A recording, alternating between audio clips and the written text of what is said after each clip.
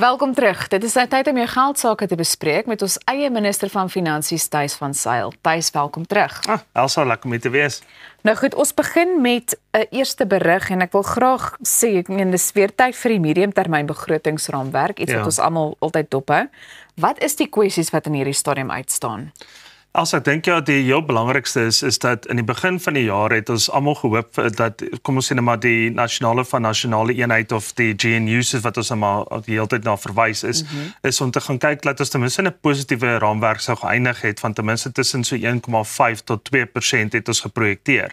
Maar as ons nou maar weer eens gaan kyk soos wat hy stelselmatig aangepas is deur die loop van die jaar, kwartaal 1, 2, 3, nou sit ons op hierdie oomblik, jy weet, dat ons sal gelukkig wees as op tussen 0,9 en 1,5 uitkom. Die grootste probleem daarmee is natuurlik die druk natuurlik op die staat en natuurlik ook op ons munisipaliteite en ons infrastruktuur en natuurlik transport invoere, uitvoere en nou hierdie addisionele druk van Amerika af, jy weet wat nou maar sy rol gespeel het deur die loop van die jaar. Maar die uitdaging is natuurlik om seker te maak dat die GNU saam kan sit en nuwe monetêre beleide sal laat uitkom, jy weet, rondom finansiële groei vir die land vooruitsig en natuurlik ook beleide wat moet uitkom teen byvoorbeeld aggressiewe transformasie wat in die laaste 30 jaar wel groot sin gespeel het op die afwyking, jy weet, van eintlik 'n goeie groei wat dit veronderstel is om te wees.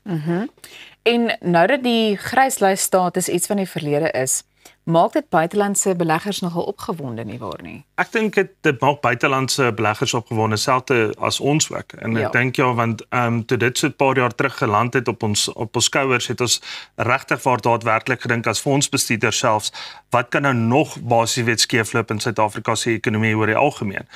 Dis asof ons die hele tyd aan die verkeerde kant van die vuur staan, jy weet, in plaas van, jy weet, om die vuur te probeer maak, as dit enigstens sin maak, jy weet, maar die grootste probleem wat Suid-Afrika het as 'n algemene ekonomie is nou maar natuurlik, jy weet, ook om dit so te kan hou, om te sê dat ons nie basies weet onder daai lys sal val nie, maar terselfdertyd ook daai junk status wat ons ook het, wat ons net nie uit kan kom nie. Jy weet, om daaruit ook te probeer kom, en dit sal wel verwyder word, sou 'n ou byvoorbeeld weer in positiewe groei scenario's kan land, soos byvoorbeeld 2,5 tot 3,5% nog, jy weet, ons nog daarin was in 2008, jy weet teenoor waar ons nou is. Nou, wat dink jy kan die regering doen om gemak in besigheid in Suid-Afrika te verseker, maar ook om meer buitelandse beleggers te lok? As ek dink as 'n mens baie kere gaan kyk, dis regtig waar duur om in Suid-Afrika besigheid te doen en dan natuurlik ook om 'n sakeman in Suid-Afrika te wees. Want ons is eenvoudig een van die lande wat die hoogste belastingtariewe het. As ons byvoorbeeld kyk na ons uitvoerbelasting wat ons het, as byvoorbeeld kyk na binnelandse belasting wat ons het, ons kyk na winsbelasting wat ons het, na dividendebelasting wat ons het. So as jy 'n algemene sakeman is en jy moet byvoorbeeld jou eie belasting aftrek wat jou inkomstebelasting is, jy moet jou winsbelasting aftrek, jy moet dividendebelasting aftrek, en dan nog 'n klompie ander elemente ook nog, dan maak dit eintlik nie sin om in Suid-Afrika eintlik 'n entrepreneur of 'n sakeman te wees nie, want dit is net eenvoudig te duur. Maar as 'n mens byvoorbeeld dan nou gaan kyk van 'n buitelands perspektief af, om te sê, ja, maar hoekom sal ek dan nou as 'n sakeman byvoorbeeld van Amerika of Europa of selfs iewers in Afrika, hoekom sake en besigheid doen as my hoofkantoor byvoorbeeld in Suid-Afrika, as ek soveel belasting gaan betaal? Dit maak mos eenvoudig glad nie sin nie. So baie keer moet jy daarna gaan kyk, ander inisiatiewe wat byvoorbeeld lande soos Mauritius gebruik en ander subtropiese lande, eilande ensovoorts gebruik om juist te sê, ja, kom ons maak wat saam Suid-Afrika great weer eens, om te sê, ja, maar kom ons belastingvoordele wat hy byvoorbeeld kan uitsit. Om te sê, ja, as jy jou besigheid in Suid-Afrika kom doen, dalk vir die eerste 5 jaar betaal jy 50-60% minder belasting as die algemene glyskaal, net as 'n voorbeeld te gebruik. Of dan ook die algemene belastingskale te drop, jy weet, vir algemene sakemanne wat in Suid-Afrika is, sodat hulle hier wil uitbrei en nie byvoorbeeld in 'n buurstaat wil gaan uitbrei, dalk met 'n nuwe onderneming of wat dit ook al mag wees nie. Wel, ons beweeg aan, maar bly eintlik by dieselfde onderwerp in 'n sekere mate, beleggings in onstuimige tye. Dit is nou 'n artikel of 'n berig wat jy self aan die publiek geskryf het. So ons sien die positiewe, maar tog ook 'n waarskuwing in die artikel. Vertel ons 'n bietjie meer. Ja, ek dink 'n mens as 'n mens ook weer eens gaan kyk in die begin van die jaar het jy 'n verwagting gehad van dat dinge altyd eintlik sal verbeter. Ek dink ja, daar is 'n algemene ding wat 'n mens verwag. Ek dink 'n mens sit in Desember en jy ontspan en jy kom eintlik dan nou agter as jy begin beplan in jou kop, jy weet hoe gaan volgende jaar vir jou uitloop, hoe gaan volgende jaar vir jou uitwerk en dan is daar altyd 'n ding van dit is 'n positiewe element as meer as 'n negatiewe element.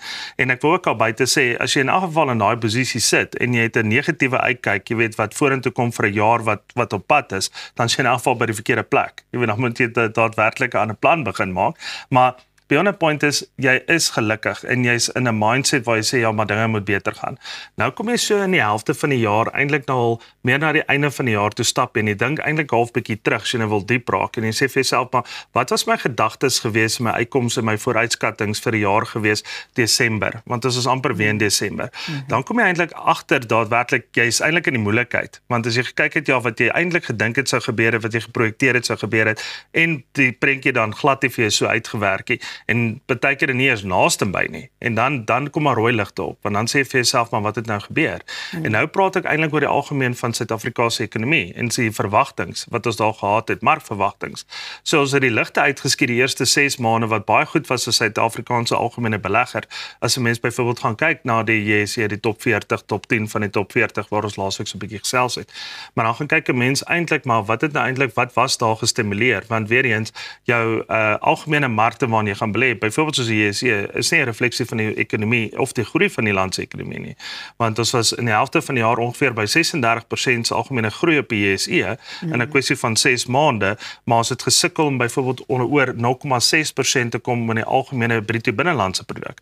So daai twee praat glad nie met mekaar en hulle komplementeer mekaar ook geensins nie.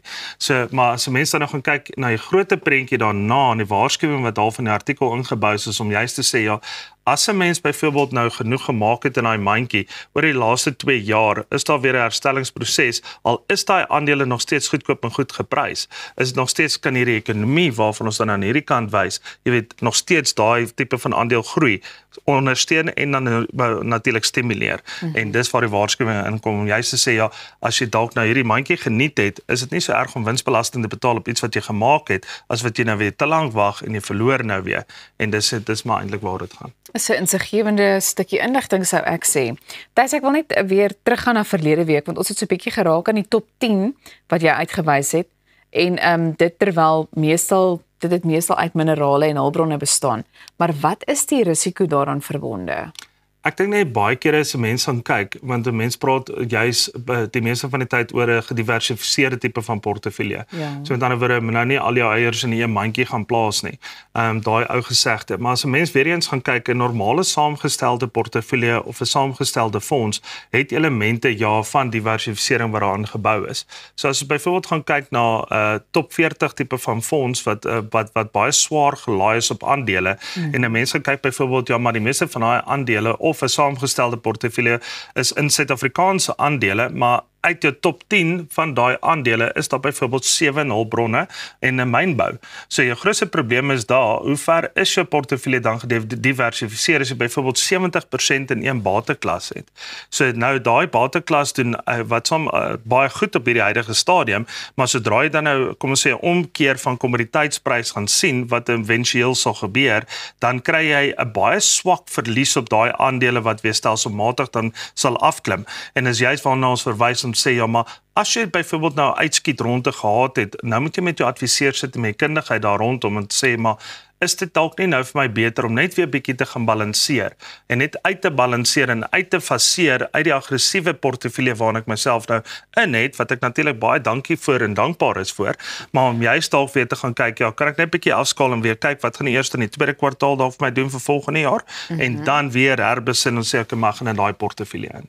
En ek dink dis nodig om 'n kundige te raadpleeg in daai verband ook. Ja. Hoe lyk die algemene prentjie behalwe hierdie hulpbron aandele? Kyk, as ons gaan kyk, jy weet die algemeen die JSE doen goed, maar sedert wat ek byvoorbeeld die artikel ook geskryf het en basies weet bietjie uitgebrei daaroor, het ons gekyk, jy weet dat die algemene top 40 het ongeveer en tot jaar tot datum gestabiliseer met ongeveer 3 tot 4%.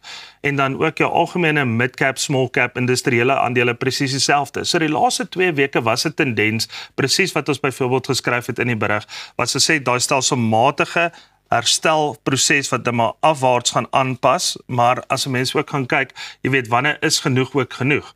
Maar oor die algemeen ook as 'n mens gaan kyk, die goudprys het laasweek baie gesukkel om baie rekordhoogtes te volhou. Hy was 'n paar kere weer onder die wat so $4,000 marge gewees en hy bly so half stabiliseer net so oor die $4,000 marge.